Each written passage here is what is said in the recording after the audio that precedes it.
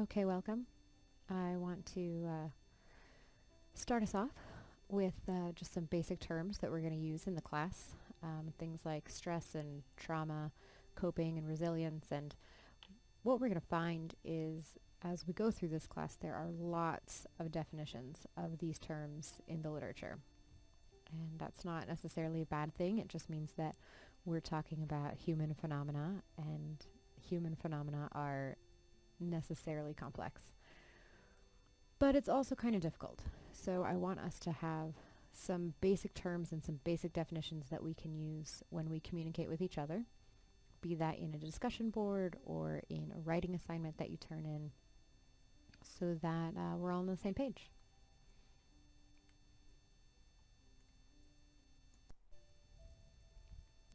And so the first terms that we're going to talk about are stress versus trauma. A lot of people sort of put these on a single continuum. That's not necessarily a problem. One of the things that we want to do is talk about what these might mean for us in our helping relationships and what kind of responses we might have to them.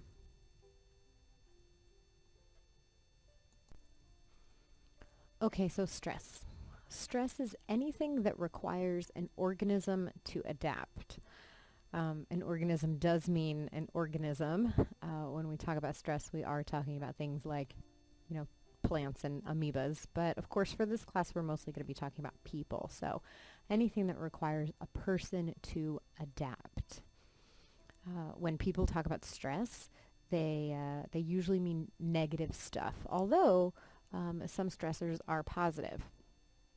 So as an example, pregnancy is something that people definitely have to adapt to. It may be a positive stressor. There's a sort of fancy word that we use for this called eustress. If you're excited about being pregnant, if you think it's going to be awesome, if you know that you have enough money, if you know that you have support of your partner or your family, it could be wonderful. It's still a stressor because it's something that you have to adapt to. But it might be a positive stressor. On the other hand, if this pregnancy was unwanted or unexpected, if you feel like you don't have the resources you need to manage it, if you don't have the support of people around you, it's probably considered a negative stressor or a source of distress. I don't imagine that we're going to continue to use the words eustress and distress as we go throughout, but I wanted you to know about it in case you run across it during your readings. So we're probably going to use just the regular term stress that we think about, anything that requires you to adapt, but especially probably that negative stuff, right? Other common sources of stress that people talk about, relationships, job stress, certainly unemployment stress, things like that. Stress associated with education or discrimination, acculturation, all of those things can be sources of stress. Health conditions can be sources of stress, parenting, friends, right, almost anything. Okay, and really that's all I'm going to say about stress for right now. We're going to spend a lot of our next module, Module 2, talking about stress and how stress impacts your body, and we're going to, I think, define it a little bit more and do some more on it. All right?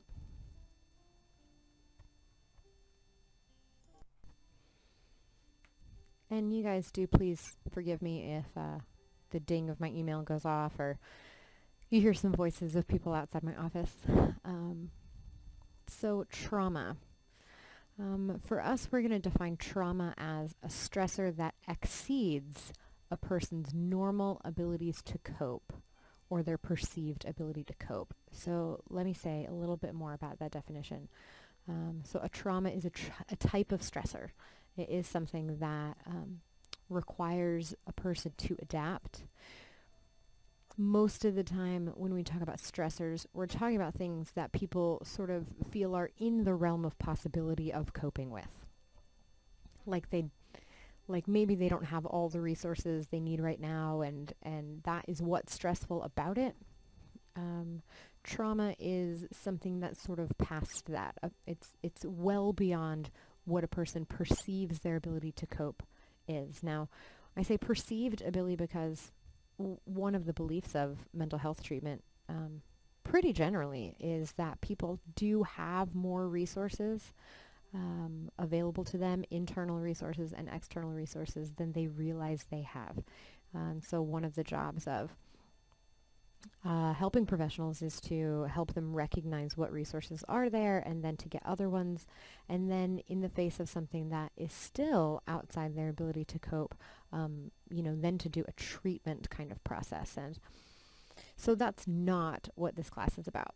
This class is not about things that are so far beyond a person's perceived ability or their normal ability to cope that they would need to seek treatment.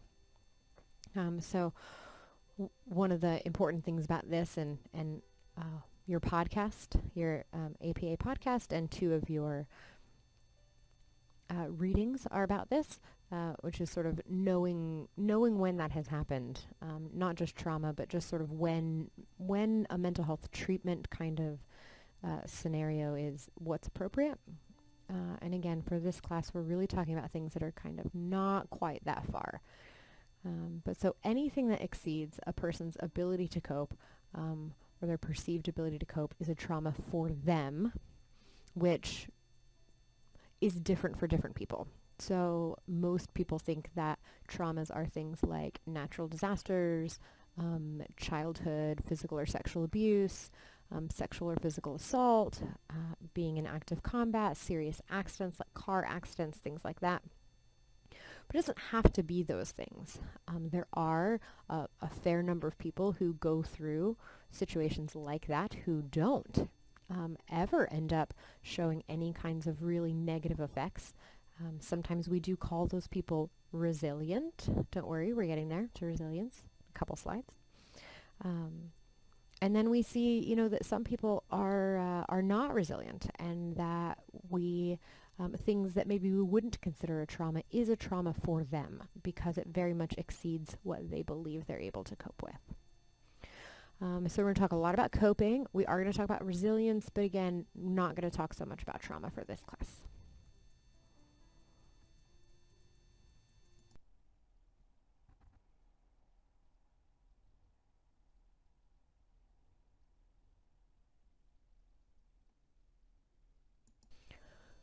Okay, so let's talk about the difference between coping and resilience. We just talked a little bit about resilience, and it's interesting because we usually we say resilience like a noun, like something people have. They have resilience, or we talk about it as an adjective. They are resilient people, and that's important because when we use the word coping, we pretty much always use it as a verb.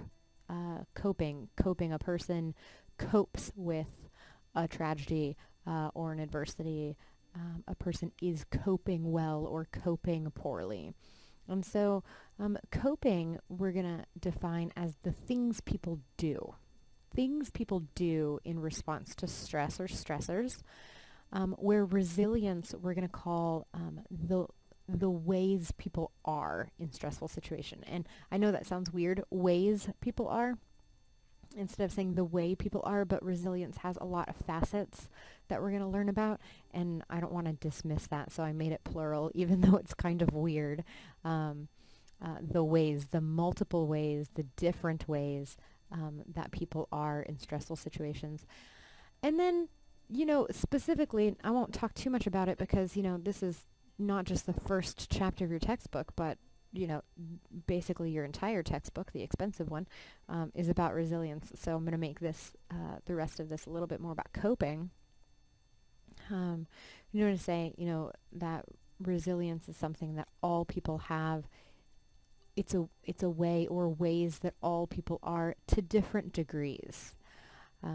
We'll have, people with less resilience or more resilience, or people who are minimally resilient or highly resilient, and that will just mean that during or after stressful situations, they're able to bounce back, or they're able to handle that really well and not have a lot of negative effects afterwards.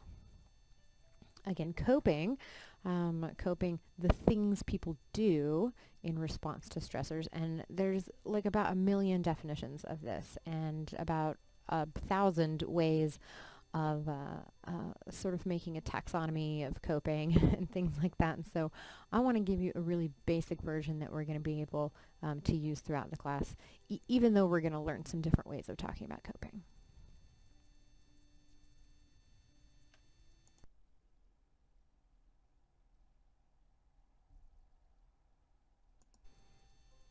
Okay, so we're going to talk about 3 basic types of coping. We're going to use these terms all throughout this semester. So these come basically out of the work of some researchers named Lazarus and Folkman. They did a really seminal kind of book in 1984 if you're just really, really interested and you want to look them up. We're going to talk about problem-focused, emotion-focused, and proactive coping. So problem-focused coping is any way a person attempts to adapt, anything they do in adapting to a stressor that might actually change the stressor, that might actually change it. So let's look at these examples. If you have the stress of an upcoming exam, something that you might do that would actually change the stressor is to study. You might actually then be more prepared and the exam would not be as stressful. In maybe a relationship conflict, something that you could do that would be problem-focused coping would be asking your partner to sit down and talk, or doing something differently that your partner's asked you to do. In the kind of stress that you might have with getting a new health diagnosis, you might do some things like gathering information. You might do things like doing whatever it is that your physician asks you to do. So we're talking about things that are going to actually change the stressor. And I want to take just a minute because I think sometimes when people hear this, they are like, okay, well, right, that's what coping is. That's coping. If you're not doing that, you're not coping. We're going to talk about some other kinds.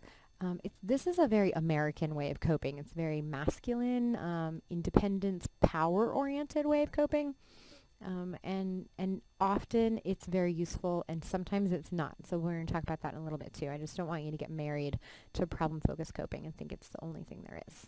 All right, so any way a person attempts to adapt to a stressor that might actually change the stressor.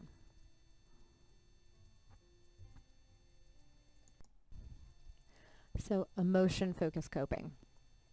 Emotion-focused coping is any way a person attempts to adapt to a stressor that changes how they think or feel about the stressor without actually affecting the stressor.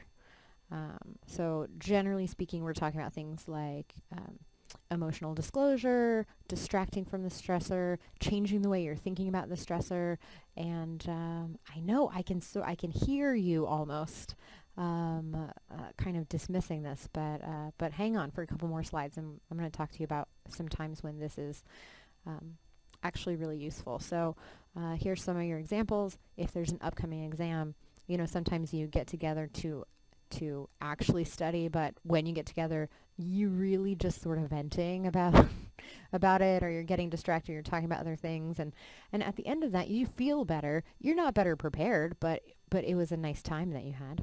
Right? Or you might distract yourself just by going to the gym, right? Productive procrastination, that kind of thing. A relationship conflict stress, maybe this is talking to a friend about your conflict or reminding yourself that, compared to other people, your relationship problems aren't that bad. So making a positive comparison is an emotion-focused coping strategy. And so, for example, here, a serious health diagnosis, telling yourself it's not a big deal, or, drinking to forget about it. And as I start mentioning these, I think you probably start noticing, like, hey, wait a second, some of these might be good. Like, it's not that big of a deal. Like, it's good to go to the gym, right? Isn't it good to go to the gym? And it is. It's healthy to go to the gym. And some of these are not so healthy, like just drinking to forget about the stress of your diagnosis. So we'll talk a little bit more about that in the next couple slides too, when these are effective, when they're healthy.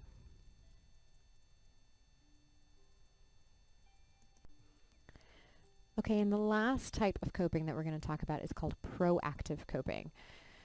Any way that a person attempts to reduce the magnitude of the negative impact of a potential future stressor. So it's kind of like preventative coping. This is when you're able to pretty well accurately predict what kinds of stressors you might have in the future and then do things to prepare for them in a way that when the stressor gets there, it's not so bad. So let's do this with the examples we've been talking about. You have an upcoming exam, and you know you're going to have an exam.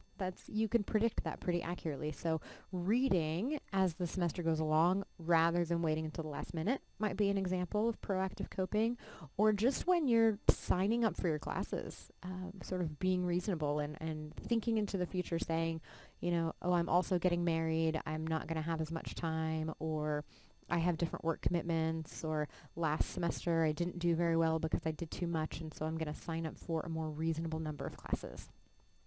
That would be proactive coping. In relationship, your relationship is going to have conflict. And so some things that we do that are preventative of serious relationship problems are things like having a date night. Just have a date night every week, all the time. Things don't have to be going badly, right? Just ways of connecting or actively engaging in shared activities that you both like to build up a big sense of connectedness and positive feelings that then you have kind of to fall back on when things are tough. The vast majority of us at some point are going to have, for example, a serious health diagnosis. And so maybe this is the easiest one to kind of think about proactive coping: eating well, exercising well, knowing your medical history, sort of living in a healthy lifestyle as a way of coping proactively for the future stress of a serious diagnosis.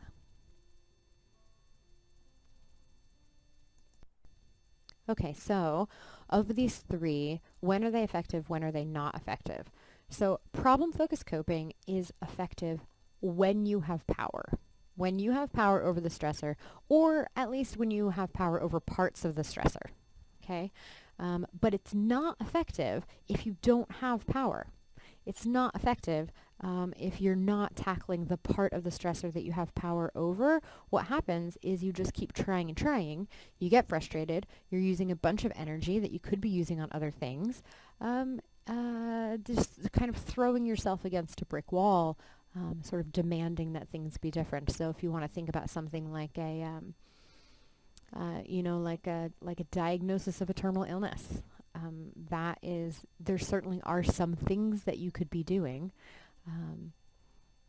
There probably are some things to be doing that are healthier than maybe just ignoring it and pretending that it doesn't exist. But sort of fighting against it, not in a medical kind of way, just in other kinds of ways. For example, it's just expending a lot of energy in places that you don't have power. And then also sometimes when that coping strategy is not healthy. You might have a relationship conflict and it might sort of seem like a good idea if I just, beat that person up, then probably they're not going to bother me anymore. Well, that might be true, but is probably not the best idea, right? Emotion-focused coping is effective when you don't have power, or on the parts of the stressor you don't have power over. One of the most effective ways of emotion-focused coping are things like changing the way that you think about things. So, for example, it might be that you aren't thinking about it very accurately. You might be overly worried about something that's not very likely to happen, or you might have blown it out of proportion. And if that's true, and you can move to a more realistic way of thinking about it, then that's really great. It's emotion-focused. It didn't change anything about it. It's just changed the way that you think or feel about it. But that is really effective for you. It's not effective when emotion-focused coping gets in the way of your being productive. So if there are problem-focused strategies that you could be using, and instead you never do those, and all you do is distract yourself from the stressor, well, then it's heading towards not being effective, right? I think it's totally fine to, have a pint of ice cream, or distract yourself by going to the gym, or just sort of forget about your problems for a little while and be mindful and experience life. And that is good. That is often really, really good for us. Just not as long as it's not the only thing we're doing. And then, or, also if this strategy is not healthy. So if this emotion-focused coping is actually something like, heroin or alcohol or binge eating or complete denial, probably not. And then proactive coping is really effective when you do it before the stressor, and also when you're doing it for stressors that are reasonable.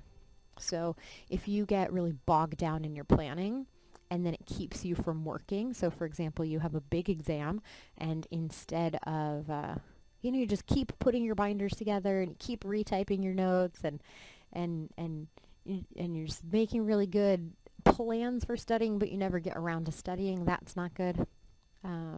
Or sometimes what happens is we don't accurately assess what kinds of stressors there might be. And so we end up thinking, oh, no, it's a catastrophe, everything's terrible, all of these things could go wrong, and then we spend, all of our energy again with just managing the anxiety and trying to prevent or mitigate a bunch of stuff that's not going to happen. So each of these has times when it is effective. Each of these has times when it's not effective. There are healthy ways of doing all three of these. There are unhealthy ways of doing all three of these.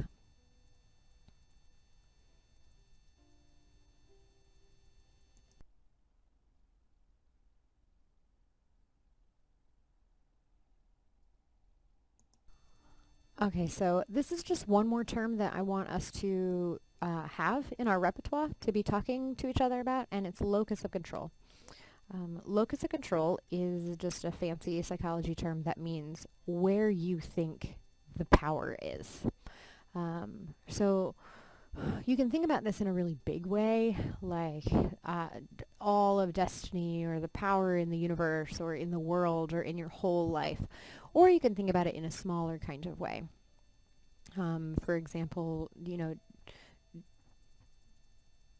where's the power in what happens on this exam that's coming up? So internal locus of control means that you believe that you are in control of your own destiny. So in a small kind of way, it might mean that you believe, if I apply myself, if I go to class, if I take good notes, if I study well, I will do well on the exam. Okay? Or it might mean a really big kind of way. It might mean, I can decide what kind of job I want to have, and if I'm successful, that's on me. It's about me. It's about my grit. It's about my talent, or it's about my drive to succeed, or my perseverance, and I can be who I want to be and where I want to be, and have the job I want to have, and be the kind of parent I want to be, and all of that stuff, if I put my mind to it. Okay? And then external locus of control means that you believe someone or something else controls your destiny. So in the exam example, what that would mean is like, well, it doesn't really matter how hard I study because it's just luck. On these tests, it's just luck. Or it's this teacher. This teacher, she makes really hard exams, or she makes really easy exams. Right? It doesn't have to go that way. It doesn't have to be like you only have external locus of control when stuff is hard. You can have it when it's easy too, right? I did study. I did prepare really well, and I went and took this exam, and I got a great grade. But I mean, it didn't matter because I was just lucky, or this teacher just makes really easy tests. Okay. In a larger sort of way, we might say that something like random chance or fate controls your destiny. This is one of the things we mean when we say, that God predestines things, or that He is omnipotent, or that everything happens for a reason. We're sort of saying that we have an external locus of control, or Or when we say, I don't feel like I get a fair chance in whatever situation I'm in. This is other people are controlling, how well I do, or if I get a promotion, or if I get an A in this class, or institutions, the government doesn't give a fair chance to people like me because it's discriminatory, or things like that. And in truth, probably everything in the world has some external and some internal locus of control to it. But we're going to focus a lot in this class on internal locus of control because it's very important for both coping and then also for resilience. So that's it. Those are sort of the basic terms that I want you to have starting for this week.